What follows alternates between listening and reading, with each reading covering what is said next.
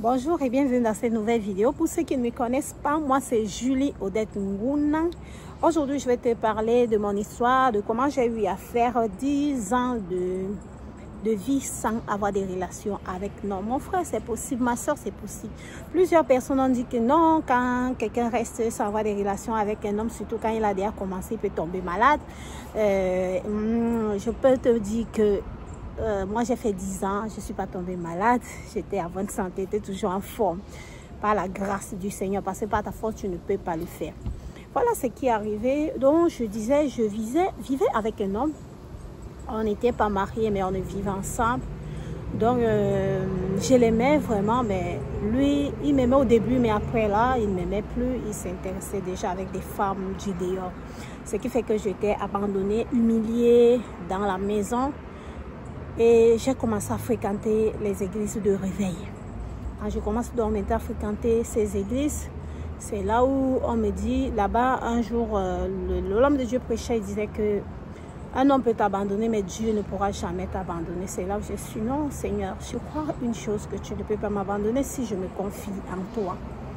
Ce qui fait donc que je vivais avec cet homme, j'avais un enfant, j'avais un bébé. Le monsieur ne gérait pas ma vie. Parfois, il sort, il revient tard dans la nuit. Et quand je demande où il sortait, il me dit, tu as quel droit de me demander où je sors chez moi?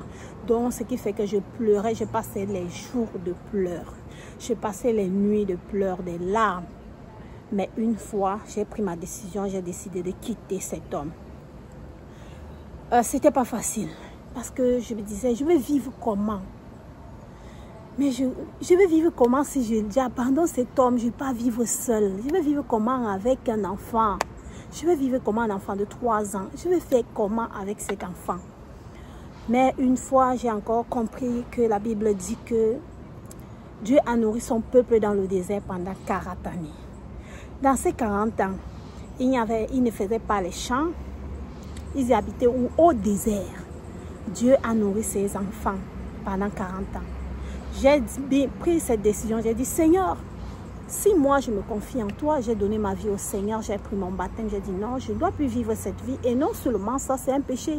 Quand tu vis avec une femme, un homme que vous n'êtes pas marié, c'est un péché. J'ai dit non, je dois fuir la fornication pour servir Dieu. Je me retrouve maintenant, je dis, Seigneur, je crois que si tu as nourri ton peuple dans le désert, tu nourris les oiseaux du ciel, tu ne vas jamais m'abandonner. Je peux vous confirmer que pendant ces 10 ans, le Seigneur me faisait du bien. Le Seigneur me nourrissait. Les hommes se présentaient devant moi. Je disais non, j'attends le mariage. Et le Seigneur m'a fait grâce. Je suis entrée dans la correspondance, oui, parlant des affaires de Dieu. Parce qu'il y a plusieurs sœurs qui disent que oh, la correspondance, c'est les trucs de péché, c'est des trucs bizarres, où il faut seulement épouser un frère de l'église.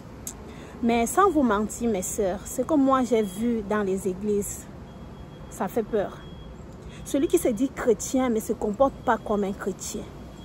Celle qui se dit chrétienne, elle ne se comporte pas comme une chrétienne.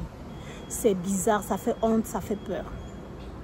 Moi, j'ai mis dans ma mémoire, que dans ma tête, qu'il y a même des païens même qui se comportent parfois, d'autres se comportent mieux que ceux qui partent à l'église tous les jours. Moi, je peux conclure en cela disant que même un païen que tu vois là, tu peux l'épouser et le Seigneur peut te faire du bien, tu peux vivre en paix avec lui. Par rapport à un chrétien que tu cherches un chrétien, tu cherches à épouser une chrétienne. Tu vas arriver dans le Seigneur avec elle, ce qu'elle va te montrer. Tu vas dire, hey, peut-être la païenne que j'ai laissée là était mieux. Je ne peux pas encourager les gens, peut-être de ramasser les païens n'importe comment, mais je ne demande pas que demande l'orientation à Dieu. Me voici maintenant qui se retrouve seul. J'entre sur Internet, je dis, Seigneur, donne-moi un homme. Je ne voudrais même pas un homme qui était dans mon pays, au Cameroun, non. Je disais, Seigneur, donne-moi un homme à l'Occident. Et le Seigneur m'a fait grâce. Il m'a fait rencontrer un Canadien. On s'envoyait les messages, on s'écrivait. Après, il est venu au Cameroun. On s'est mariés. On est parti à l'église, on s'est marié à l'église. Il n'est pas chrétien, mais il a accepté de m'épouser dans mon église. Si ce n'est pas la grâce de Dieu, c'est pour ça que je dis souvent que demande l'orientation à Dieu. Ne dis pas que l'homme a dit quoi, l'homme a dit quoi. Même si tu peux même prendre une soeur de l'église, mais c'est qu'elle va aller te montrer chez toi. Ou un frère de l'église, le caractère qui va te présenter là. Tu vas dire, hey, ça c'est quel caractère. Même à l'église, on fait ça. Donc pour te dire que mon frère, demande seulement l'orientation à Dieu. Et me voici qui se retrouve au Canada. Je suis présentement au Canada. J'ai fait mes papiers, je me suis retrouvée au Canada. Lui, il a donné sa vie au Seigneur. J'ai dit gloire à Dieu. Et on part à l'église tous les dimanches.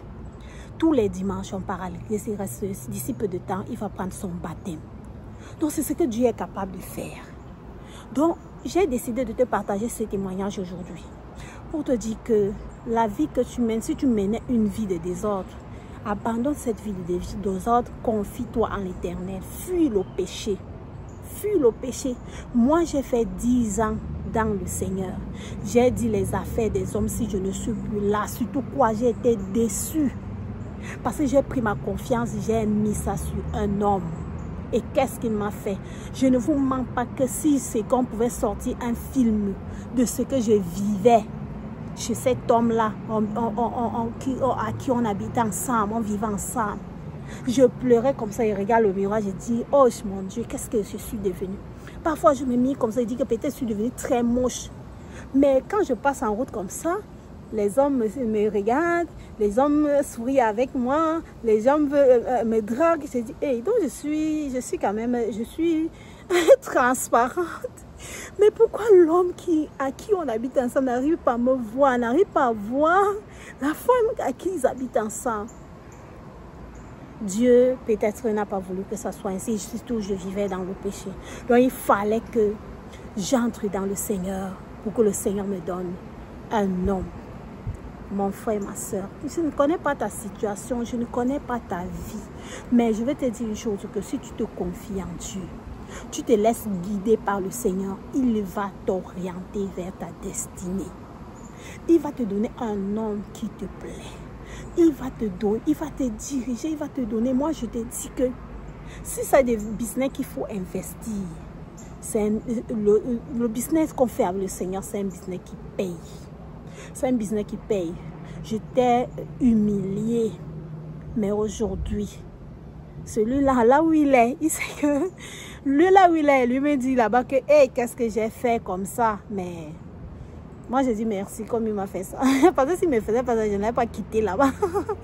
Donc, mon frère, ma soeur, je vais t'encourager à servir le Seigneur. De tout ton cœur, donne-toi en lui. Même si tu vois les moments difficiles, les temps compliqués, ne désespère pas. Le Seigneur va te faire du bien. Ne te décourage pas. Prie le Seigneur. Cherche. Cherche. Si tu as besoin d'un homme, cherche. Si tu as besoin de quoi, demande à Dieu. Tu as besoin du travail, demande à Dieu. Le Seigneur va te faire du bien. Mon frère, c'est ce que j'avais à te dire aujourd'hui. Confie-toi à l'Éternel, ma soeur. Le Seigneur ne va jamais t'abandonner. Moi, je te dis que moi, il m'a fait du bien et il va le faire dans ta vie.